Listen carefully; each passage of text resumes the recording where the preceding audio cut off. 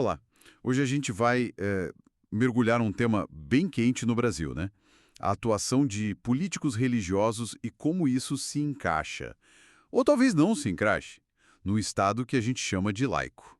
Isso mesmo. A nossa base aqui é uma monografia acadêmica que olhou bem para essa dinâmica, sabe? Os interesses por trás, os planos de poder e o que isso significa para os direitos fundamentais de todo mundo. Exato. A ideia é tentar entender essa relação, que é bem complexa, entre fé e política no Brasil de hoje. Para a gente começar, talvez um contexto rápido. O Brasil, ele é laico na Constituição desde 1891, né? Logo depois daquela separação oficial do Estado e da Igreja Católica. Isso, em 1890 foi a separação e em 91 veio a Constituição Laica. Na teoria, o Estado deveria ser neutro, sem religião oficial. Só que o cenário religioso mudou demais, né? O catolicismo, que era super dominante, caiu bastante. O IBGE mostrou lá em 2010 que estava em uns 65%. Uhum, caiu mesmo. E enquanto isso, os evangélicos cresceram muito, né? Passaram de 22%. E também aumentou o pessoal sem religião, chegou a 8%. Pois é. E essa diversidade toda faz a discussão sobre laicidade ser ainda mais, assim, crucial hoje em dia, não acha? Com certeza. E aí, olha, é super importante a gente não confundir duas coisas. Laicidade e laicismo são diferentes. Ah, bem lembrado. Qual a diferença mesmo? Então, o Brasil adota laicidade. Isso significa que o Estado é neutro. Ele não apoia, mas também não persegue nenhuma religião. Garante a liberdade de crer e também a de não crer, né? Certo. Tem até o artigo 19 da Constituição que proíbe o governo de bancar ou fazer aliança com igrejas ou cultos. É a neutralidade na prática. Entendi. E o laicismo? Já o laicismo é uma postura mais, digamos, ativa, às vezes até meio antirreligiosa, que é afastar a religião da esfera pública. A laicidade não, ela quer um espaço neutro, onde todo mundo, com ou sem fé, possa conviver.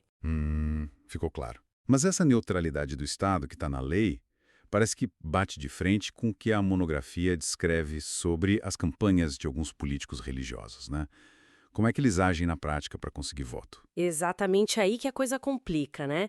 A pesquisa mostra muito uso do carisma pessoal, claro, mas também uma presença forte na mídia, rádio, TV, hoje muito na internet, né? E o uso bem explícito de símbolos da linguagem religiosa mesmo. E o apoio das igrejas? Isso pesa. Pesa bastante, sim.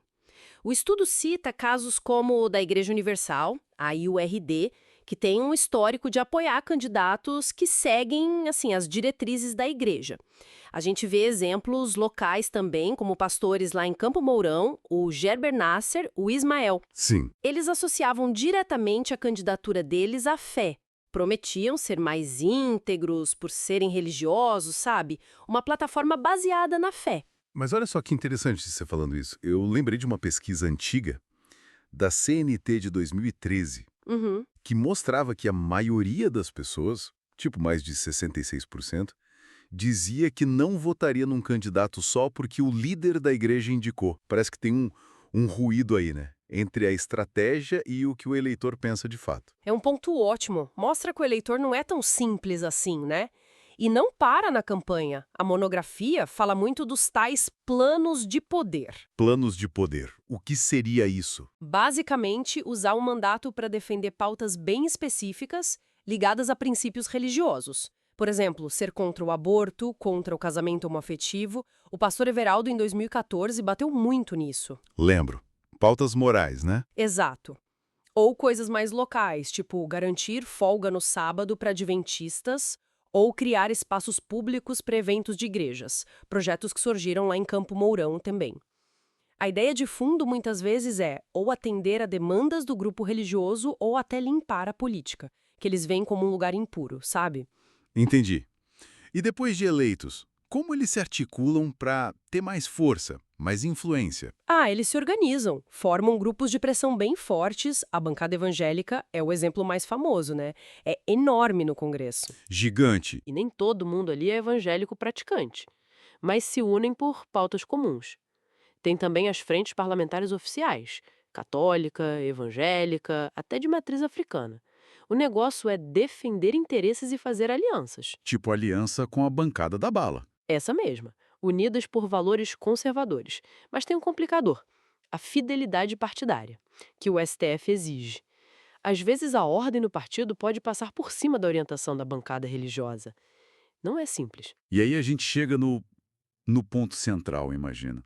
Essa atuação toda, organizada, como ela se choca com a tal da laicidade do Estado? É aí que o calo aperta.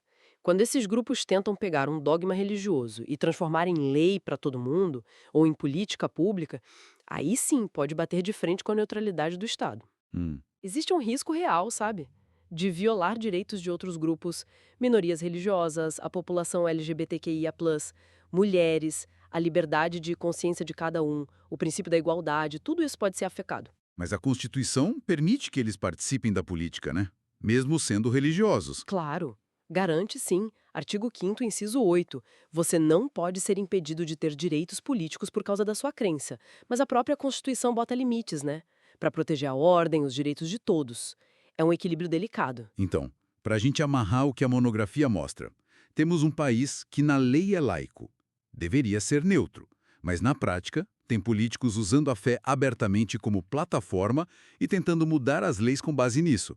É um desafio direto para a ideia de laicidade, né? Exatamente essa a tensão. E, veja bem, a laicidade não é contra a religião. Pelo contrário, ela protege a liberdade de ter fé e também a liberdade de não ter. Ela protege o pluralismo, que é a cara do Brasil. Faz sentido. O grande desafio nosso, brasileiro, é achar esse meio termo. Como é que a gente garante que todo cidadão, inclusive o religioso, participe da política porque é um direito, sem que isso comprometa a neutralidade do Estado e os direitos de todo mundo? Uma pergunta difícil. Muito. É a busca constante por esse equilíbrio. Fica então a reflexão final, né? Num país com tanta religiosidade e tão diversa, como será que essa interação cada vez maior entre fé e poder vai continuar a redefinir, na prática, mesmo o que significa ser um Estado laico aqui no Brasil nos próximos anos? É algo para a gente continuar de olho, com certeza.